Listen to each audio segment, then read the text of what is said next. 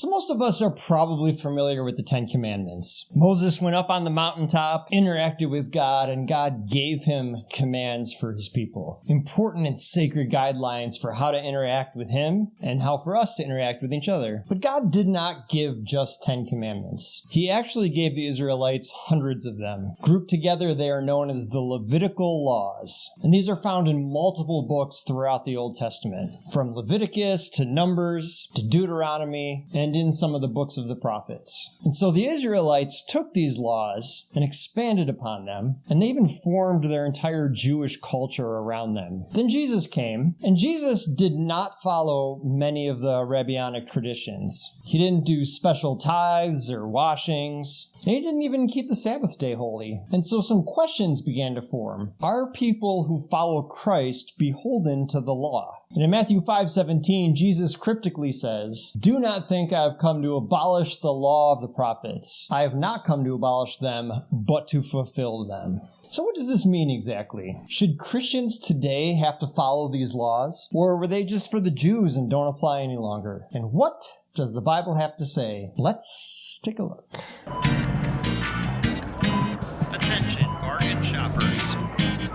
So this is an important question to explore, because it's human nature for us to embrace things that support our views and kind of ignore things that are uncomfortable. Christians often have a tendency to pick and choose different parts of the Bible they want to follow. They'll highlight some verses, disregard others. It's difficult. I mean, I've been guilty of this myself. It's human nature. But it becomes problematic, especially with the Levitical laws. For example, some of the main scripture that fuels Christianity's general exclusion of homosexuals from the church, some of the basis for that belief is found in the Levitical laws. So for instance, people might latch onto that and say, well, it's in black and white, but then they might completely ignore verses on wearing clothes with tassels, or about a woman having to make a sacrifice after childbirth, or they might ignore the fact that we're not allowed to shave the hair on the sides of our heads. This is actually why, if you've ever seen an Hasidic Jew, they have those locks of hair on the side of their head. It's because of one of the Levitical laws that they're following. So it's an important question. We should start by looking at the purpose of these laws. And we're told this in Leviticus chapter 20, which reads, "Keep all my decrees and laws and follow them, so that the land where I am bringing you to live may not vomit you out. You must not live according to the customs of the nations I am going to drive out before you. Therefore, make a distinction between clean and unclean.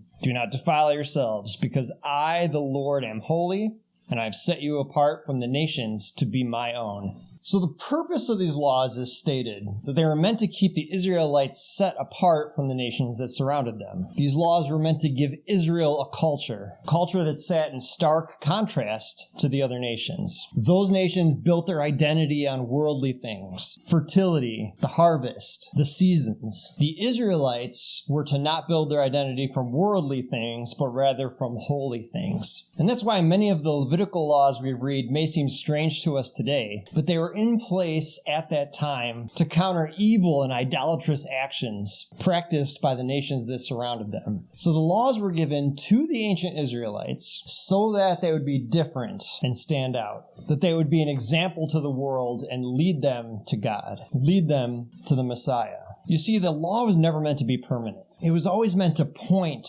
to Jesus. We're told this in Galatians 3:23 through 24, which reads, "Before the coming of this faith, we were held in custody under the law. The law was our guardian until Christ came, that we may be justified by faith." So this is why Jesus said in Matthew 5:17, "Do not think I have come to abolish the law of the prophets. I have not come to abolish them, but to fulfill them." Fulfill meaning to complete. The laws were meant to point to Jesus, and with Jesus, the laws became no longer necessary. Now, I've heard some critics of this view say, the Levitical law is broken up into sections. We've got the moral law, the ceremonial law, the judicial law. And when Jesus said, "I have fulfilled the law," he doesn't mean we can discard the law. So this is kind of the argument people use to pick and choose certain verses to keep and others not to. And supporters of this view would cite Matthew 5:18, which reads, "For truly I tell you, until heaven and earth disappear, not the smallest letter, not the least stroke of a pen will by any means disappear from the law until everything is accomplished. And I can understand that argument, but Paul explains in the book of Romans that God's righteousness has been revealed apart from the law. It's useful, it confirms God's righteousness, but it is not necessary, and in fact, very imperfect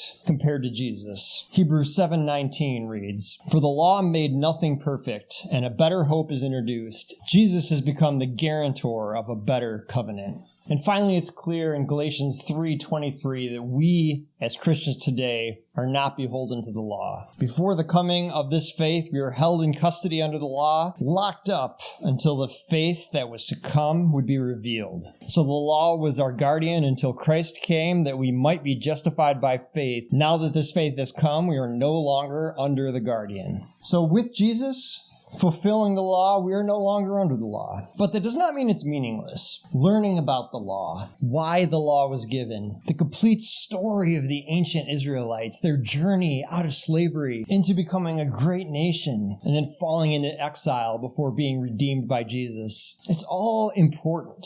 It reveals God's character, his desire for his people, how he interacts with humanity. That's why Paul says in Romans 15:4, "For whatever was written in earlier times was written for our instruction, so that through perseverance and the encouragement of the scriptures we might have hope." So all of scripture is useful, it is good, it points to God. But we as Christians today are not subject to the law. So if you disagree, let me know in the comments. I welcome discussion. I'll leave the verses in the description that I used today. Also, please feel free to like and subscribe. It does help out the channel. My name is Adam. This is Bargain Bin Theology, and remember, you get what you pay for.